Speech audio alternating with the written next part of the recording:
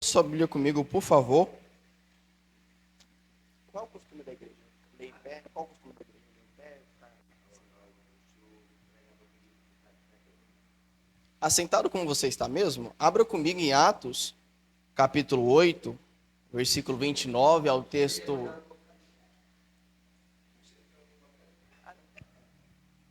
É o texto base dessa campanha, o Espírito Santo fala hoje. Atos, capítulo 8, versículo 29. Enquanto você procura, pastor Oliveira, muito obrigado pelo convite. É honroso pregar diante de vocês, evangelista Murilo, evangelista Jonathan, Zuri Zadai. Deus abençoe, imenso prazer. Os meus fiéis escudeiros, embaixadores de Cristo, amo vocês. Minha mãe Vigeto do trabalho. Meu primo veio lá do Ribeirão Verde, passou no Jardim Helena, veio para o Parque Ribeirão. Obrigado por virem, Deus abençoe. O texto diz assim, Atos capítulo 8, versículo 29. E o Espírito disse a Filipe, aproxime-se dessa carruagem e acompanhe-a. Versículo 30.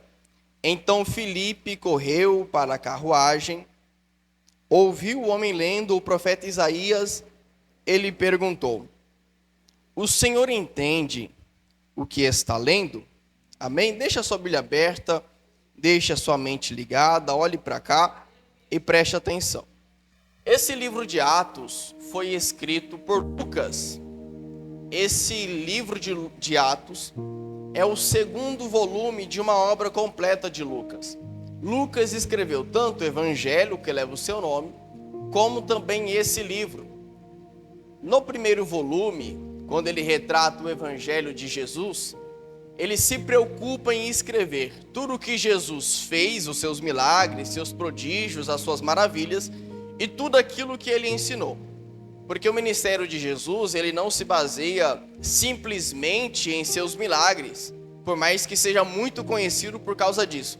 Só que se você ler os evangelhos, Mateus, Marcos, João e Lucas, você vai ver que há um peso de ensino muito grande.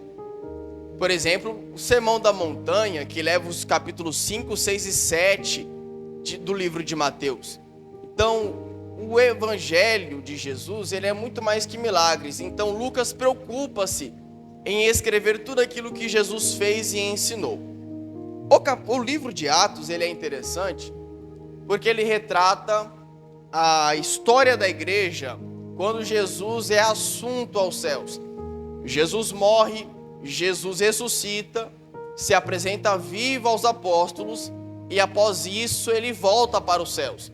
O livro de Atos é a partir desse momento. Jesus subiu, a igreja primitiva, a primeira igreja, os nossos irmãos começam o evangelho. No capítulo 1 desse livro, quando Jesus se mostra vivo aos apóstolos, ele vive por 40 dias junto com os apóstolos pós-ressurreição, dando ensinos, instruindo e fazendo uma última promessa. Fiquem em Jerusalém, até que do alto vocês recebam poder. No capítulo 2, essa promessa se cumpre. E é interessante o que os apóstolos vivem nesses dias. Porque Jesus ressuscita e fica 40 dias. No capítulo 2, versículo 1, está escrito o quê? Cumprindo-se o dia de Pentecostes, eles estavam reunidos em mais ou menos 120 pessoas dentro do cenáculo, e veio do céu um som, como de um vento forte, e encheu toda a casa. É interessante porque o Pentecostes não é a promessa, é uma festa que estava acontecendo, uma festa de 50 dias. Jesus ressuscita, fica 40 dias, a festa dura 50. Então os discípulos tiveram ali 10 dias buscando, sem a presença de Jesus, porque Jesus agora foi para o céu. Então o que os apóstolos têm que fazer é obedecer a promessa e zelar por ela até o cumprimento, que acontece no capítulo 2.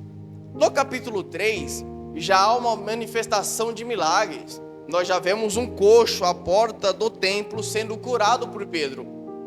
E os prodígios que os apóstolos faziam corroboravam, fortalecia a evangelização. Porque através dos milagres e através da comunhão que tinha entre a igreja, as pessoas lá fora vinham. Então, quando alguém que não era crente vinha à comunhão que tinha dentro da igreja, automaticamente eles vinham para dentro. E é um segredo que nós hoje precisamos aprender. Devemos evangelizar. Só que a forma que a gente vive aqui dentro, na comunhão, no amor, no zelo uns pelos outros, isso atrai quem está lá fora. Agora no capítulo 5, tem uma passagem um tanto quanto interessante nessa cooperação, porque dentro da igreja primitiva tinha tanto amor, tinha tanto zelo dos irmãos uns pelos outros, que os mais ricos vendiam as suas propriedades para que aqueles que não tivessem nada, tivessem pelo menos um pouco. Eles abriam mão daquilo que era deles por causa do irmão. Ananias e Safira, esse casal, vendo esse ato, eles também querem cooperar. Eles vendem uma propriedade.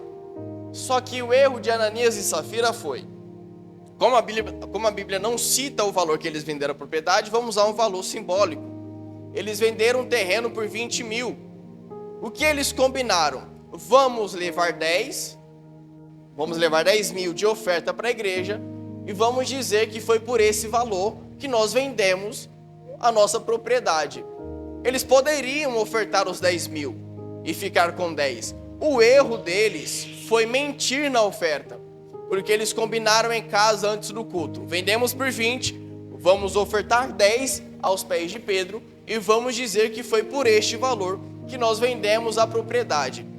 Quando Ananias traz a oferta, Pedro pergunta: Ananias, foi por esse valor que você vendeu a propriedade?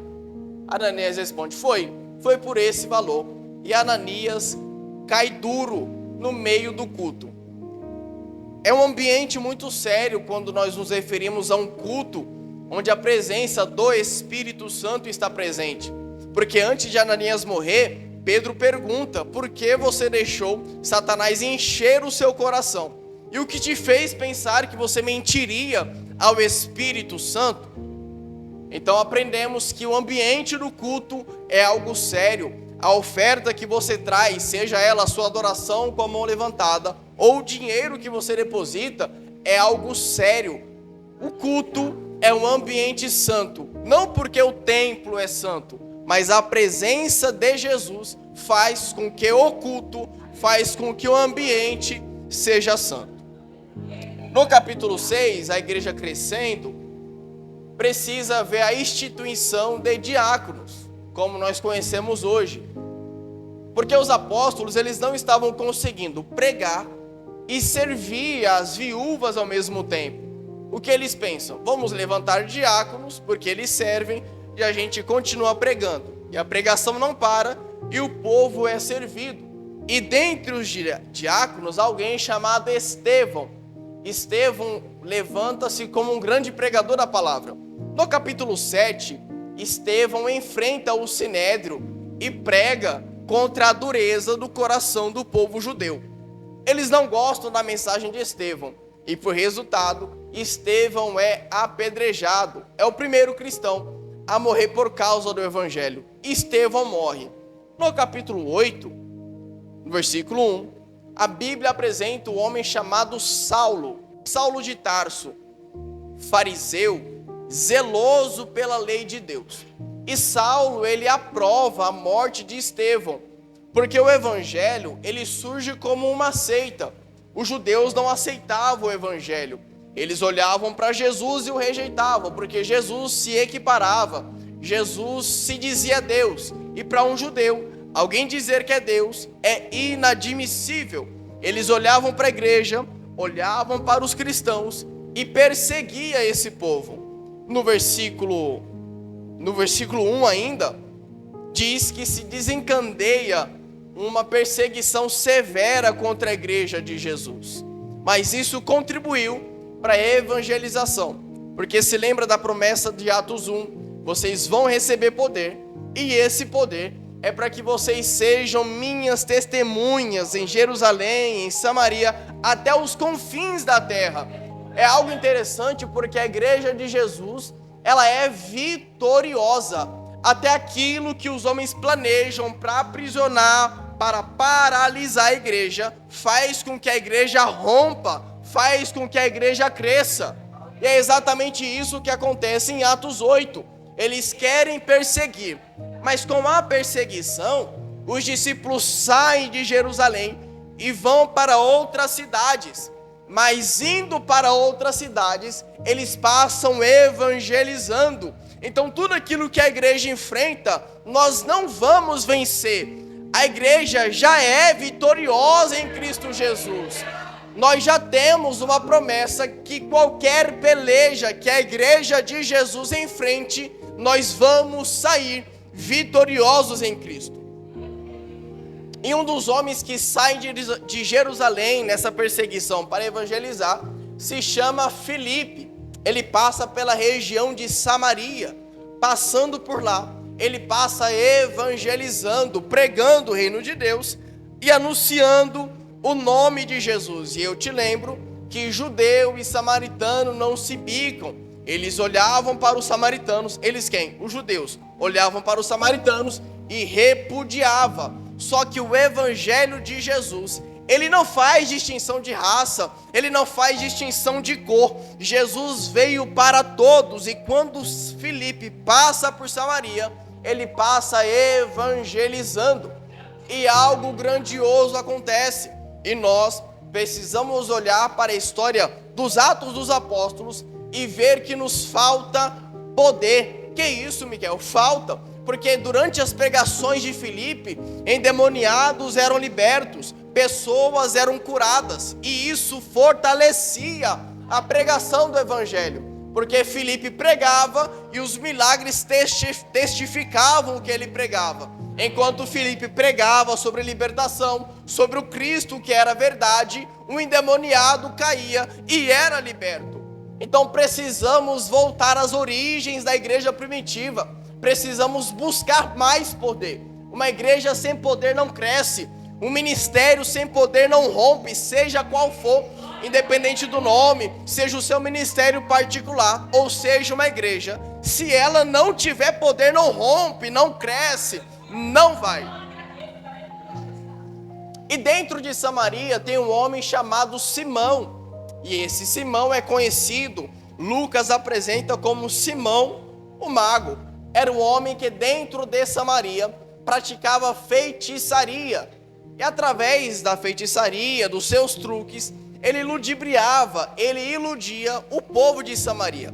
Só que como ele fazia truques, como ele fazia mágicas, todo o povo, do mais novo ao mais velho, do mais pobre ao mais rico, todo o povo caía nas graças de Simão.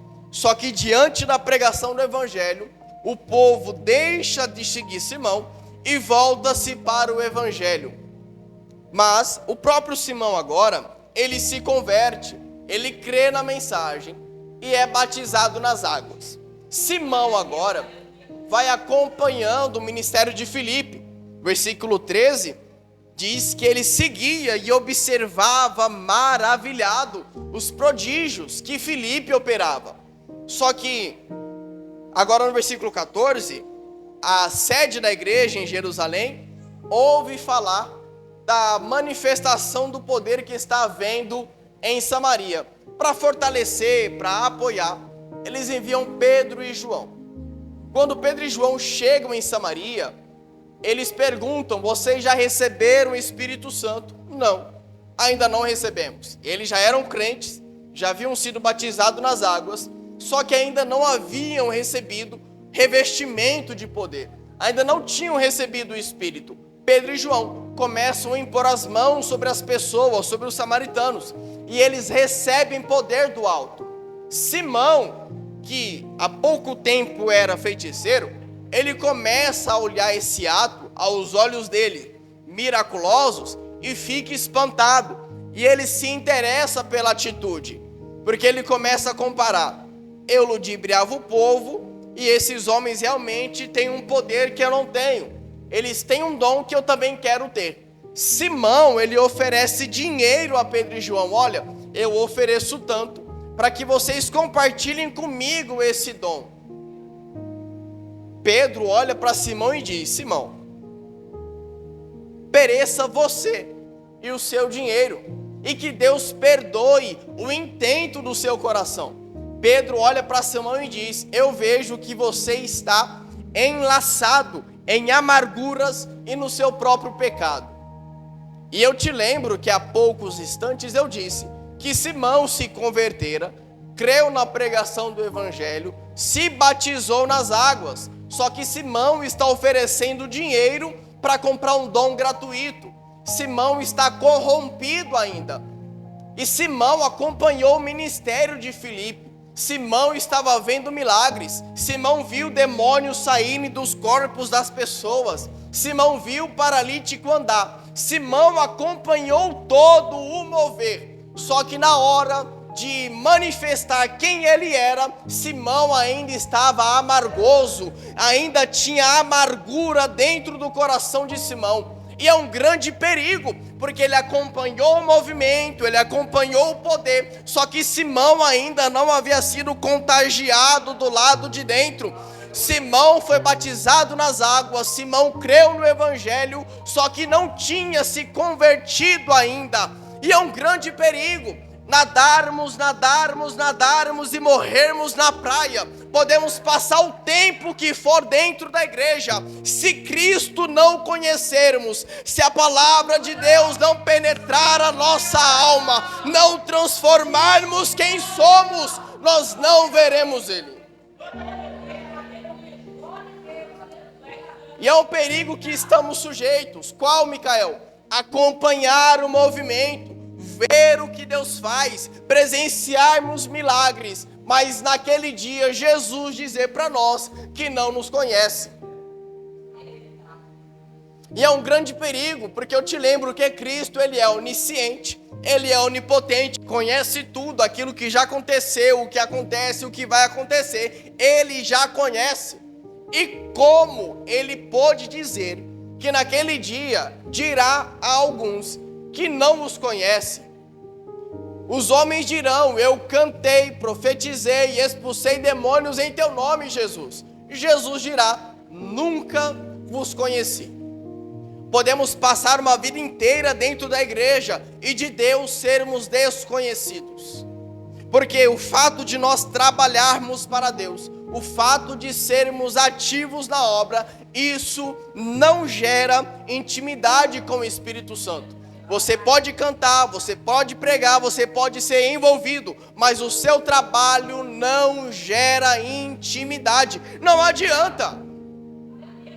Então, quando Cristo dirá a alguns que não os conhecem, mesmo tendo eles trabalhado na obra, é o seguinte: vocês trabalharam para mim, só que nós nunca fomos um. Eu nunca os conheci. Nós nunca tivemos um relacionamento. Então, cuidado. O autor aos Hebreus, ele diz o seguinte, ele escreveu, melhor dizendo, que não haja em vós raiz de amargura alguma. O coração de Simão estava amargo. E se a raiz é amarga, consequentemente, os seus frutos também serão. Simão estava amargo antes de Pedro chegar em Samaria. Simão estava amargo durante a pregação de Pedro e João, e ele continuou amargo. Quando ele oferece dinheiro para ter dom, ele só estava manifestando quem ele era o tempo todo. Então cuidado, policie o seu coração. Prosseguindo, agora Filipe, ele recebe uma direção da parte do anjo do Senhor no versículo 26, dizendo: vá para o sul, para a estrada deserta que desce de Jerusalém a Gaza. E o versículo 29, onde é o texto tema, chave dessa campanha. E o Espírito disse a Filipe: aproxime-se dessa carruagem e acompanhe-a. O que está acontecendo? Um homem, a Bíblia não diz o nome, um etíope, superintendente das riquezas de Candace, rainha da Etiópia. Então é um homem de cargo, um homem importante. Ele está voltando de Jerusalém após ter cultuado. E ele estava lendo, ele não sabia, mas ele estava lendo o rolo, um pergaminho do profeta Isaías. Como não tinha capítulo ainda, era um rolo, ele estava lendo precisamente o capítulo 53, que nós lemos muitas vezes na ceia. onde Jesus ele foi ferido, nós fomos curados por causa dos seus machucados.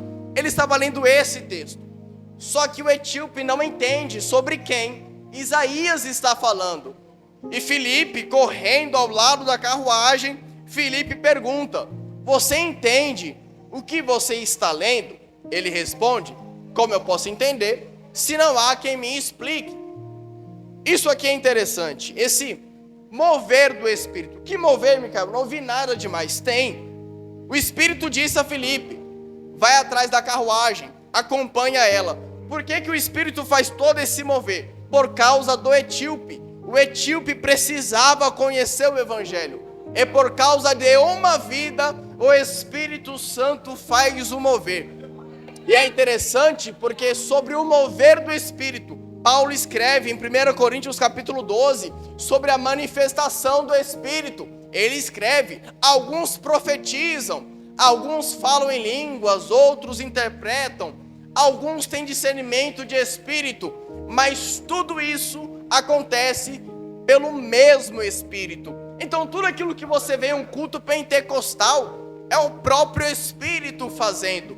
Atos capítulo 2, que eu citei aqui, quando os apóstolos, quando os discípulos falavam em outras línguas, o texto é claro em dizer que essas outras línguas, quem beneficiava, quem permitia, era o próprio Espírito Santo. Então todo mover que acontece na igreja é o próprio Espírito Santo quem conduz, é Ele quem faz. Micael, o meu dom é diferente do seu. Tudo bem, o Espírito é o mesmo. Você pode profetizar ou você pode ser bom no ensino. O dom é do mesmo Espírito. Mas precisamos entender que esse mover, esses dons, não resumem o Espírito. O Espírito, ele não é a profecia. O Espírito, ele não é a língua estranha falada. O Espírito não é o arrepio que você sente enquanto chora. O Espírito não é o mover, ele é um ser pessoal. Nós precisamos trazer a isso à nossa memória para entendermos que tudo aquilo que acontece não é o Espírito Santo. Não está acontecendo o Espírito. Ele está permitindo que aconteça. Ele não é o poder, ele é o agente que permite que o mover aconteça. E é uma distinção que a igreja precisa ter. Porque o Espírito Santo, ele não é um poder de Deus. O Espírito Santo não é como se Deus estendesse a mão e da mão de Deus saísse o Espírito Santo. Ele não é uma força impessoal, ele não é uma vibração, ele é uma pessoa. E como pessoa, ele deseja se relacionar com a sua igreja. Então entenda, visto isso, que ele não é o dom, que ele não é o mover, mas ele é o ser que permite que isso aconteça. O fato de estarmos envolvidos nos dons não significa que temos um contato direto com ele. Sendo um ser pessoal, o Espírito Santo deseja ter intimidade com a sua igreja. O Espírito Santo deseja falar conosco. Precisamos ter essa noção para que não nos percamos. João capítulo 14, quando Jesus adverte os apóstolos: olha, daqui a pouco eu vou para o céu, eu vou embora, mas eu vou rogar ao Pai, e Ele enviará outro Consolador. Essa palavra outro, entenda que é equivalente. Eu vou embora, mas eu vou enviar alguém do meu nível. E quem é do nível de Jesus? O próprio Espírito Santo. Ele tem a mesma essência, Pai, Filho e Espírito Santo. Não são três pessoas totalmente diferentes. Não é Deus que manda mais, o Espírito é o poder, não. Tem a mesma essência, tem a mesma maneira de pensar. E o Espírito Santo, tendo a mesma essência de Jesus, por isso Jesus envia ele como substituto, por isso Jesus garante a vinda dele em João 14, é para que entendamos que os discípulos não estariam sozinhos naquela época, e toda a igreja, durante todo o tempo da história, nunca estará sozinha, porque todo discípulo de Jesus, ele tem acesso ao Espírito Santo. E para que serve então o Espírito Santo? Qual a função dele? Ele nos faz obedecer a palavra. Não foi você um dia que levantou e pensou: olha, chega dessa vida bagunçada, eu vou aceitar Jesus. Não foi. Foi alguém chamado Espírito Santo que convence o homem do pecado, do juízo e da justiça. Ele nos faz entender que temos a necessidade de Jesus. É o Espírito Santo. Ninguém obedece a Deus por ser muito bom. Ninguém obedece a Deus por juízo próprio. O homem é mau. Paulo escreve em Romanos capítulo 3, versículo 23, que todos pecaram e foram destituídos da glória de Deus. Estando nós mortos em pecado, foi o Espírito que nos causou esse impacto de: eu preciso de Jesus. Naquele culto que você foi, onde você decidiu levantar a mão, não foi você, foi o Espírito Santo trabalhando no seu entendimento, te fazendo entender que você precisa de Jesus. E sendo ele pessoal nessa caminhada cristã, precisamos ter cuidado. Paulo, escrevendo à igreja de Éfeso, no capítulo 4, versículo 30, ele aconselha: não entristeçam o Espírito Santo.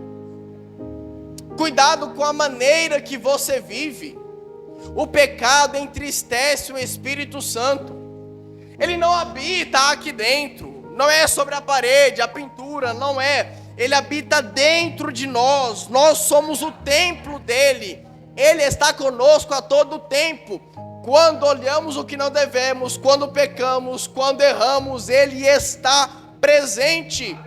Então pecar por estar sozinho é um erro. O Espírito Santo está com você a todo tempo. Não entristeça. Não entristeça o Espírito Santo. Policie a forma que você está vivendo. 1 Tessalonicenses 5,19, Paulo aconselha: não extingais, não apagueis o Espírito. O que é isso, Micael? Não expulse o Espírito Santo da sua vida. Ele insiste, ele nos traz ao arrependimento. Quando pecamos, ele nos traz a noção de que precisamos voltar, mas ele não permanece para sempre. Se pecamos, insistimos no erro, insistimos de novo, e de novo, e de novo, e de novo, e de novo. Se pecamos com o pensamento de que Deus vai nos perdoar, o Espírito Santo vai embora. E Paulo aconselha: não apaga, não extingua o Espírito. Quantos cristãos hoje vivem sem esse fogo, sem essa chama que arde em nossos corações? Vem para o culto, sai do culto, entra em campanha, sai de campanha, sem ter o fervor do Espírito. E uma vida cristã que não tenha esse fogo morre. O cristão sem o Espírito Santo não prossegue, não tem como.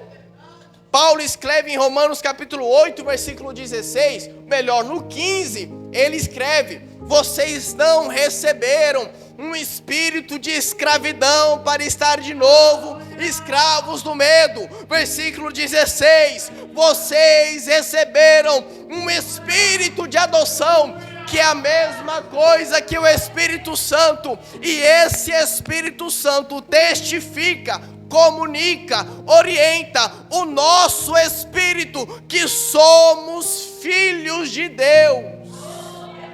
Aleluia! É muito mais do que a gente pensa. Não é um poder, não é um arrepio, não é uma lágrima, não é uma língua estranha, é uma pessoa. Se atente ao Espírito Santo. E Paulo, ainda no capítulo 8, ele escreve: se alguém tem o Espírito de Cristo, mesma coisa que Espírito Santo, ele vai ser guiado pelo Espírito. Ser cheio do Espírito Santo, repito, porque envolve o assunto, não é sobre o mover. Ser cheio do Espírito Santo, Gálatas capítulo 5, o fruto do Espírito é alguém longânimo, é alguém benigno, é alguém fiel, é alguém manso, é alguém que tem domínio próprio. Micael, eu sou cheio do Espírito Santo. Quais são os seus frutos?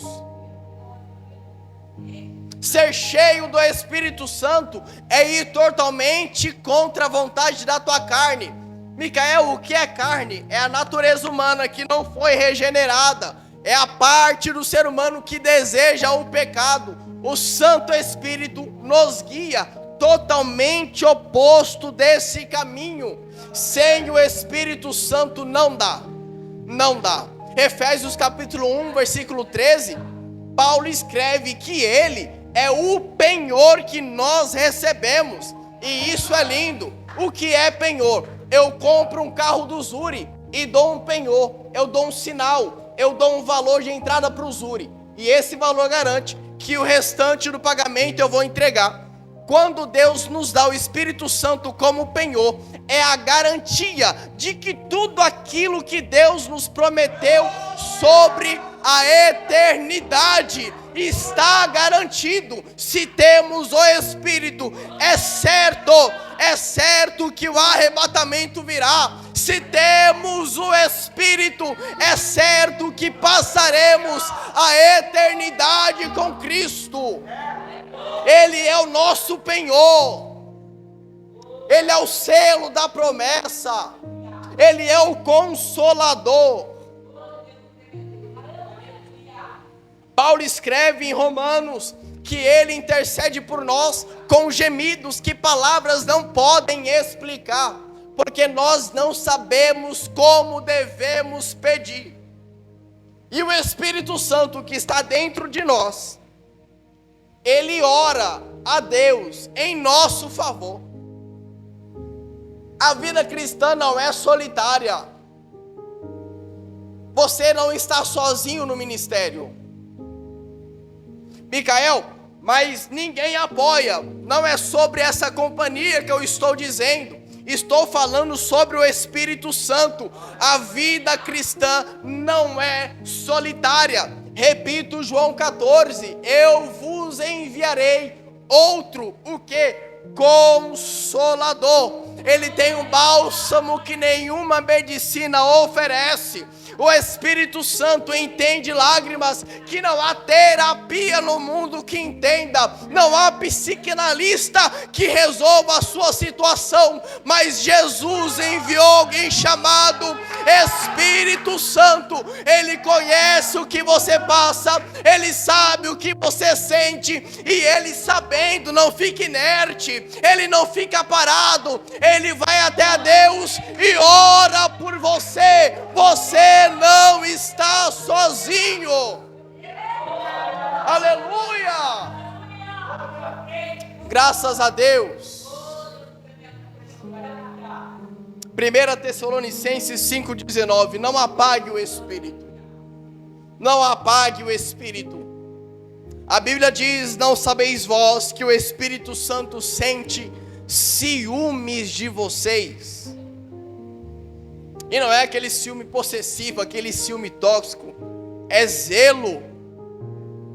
Então, se fosse parafrasear, vocês não sabem que o Espírito Santo, ele tem zelo pela vida de vocês.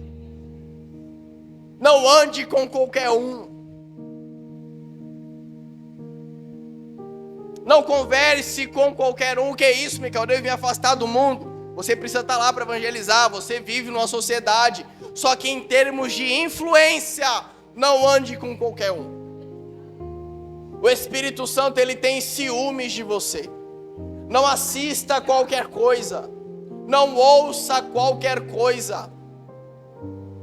Não leia qualquer coisa. Ele está contigo em todo o tempo. Se policie. Esse versículo de Efésios 4:30 que eu citei, Paulo escreve dentro de um contexto de santidade. Paulo está nos alertando sobre mantermos longe do pecado. E dentro da santidade ele coloca o Espírito Santo. Não entristeçam ele. Viva uma vida santa. Uma vida cristã, uma vida cheia do Espírito Santo.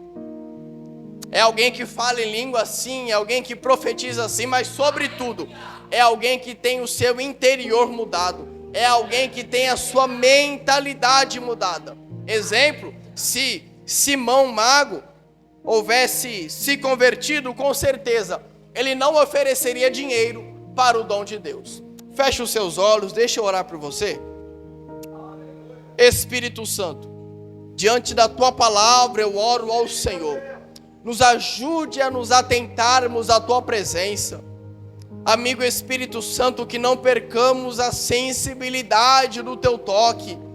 Assim como Filipe foi sensível para ouvir o Senhor falando com ele sobre o etíope, que sejamos sensíveis ao teu mover, que sejamos sensíveis ao teu agir, ao teu falar. Espírito Santo, nos acorde para uma vida mais inflama, para uma vida que queime todo dia um coração fervoroso em tua presença. Ajuda a tua igreja a perseguir, ajuda a tua igreja a perseguir o alvo que é Cristo. Nos ajude a perseverar. Permaneça conosco, Espírito Santo, em nome de Jesus, amém. Aplauda ao Senhor, eu agradeço a minha oportunidade.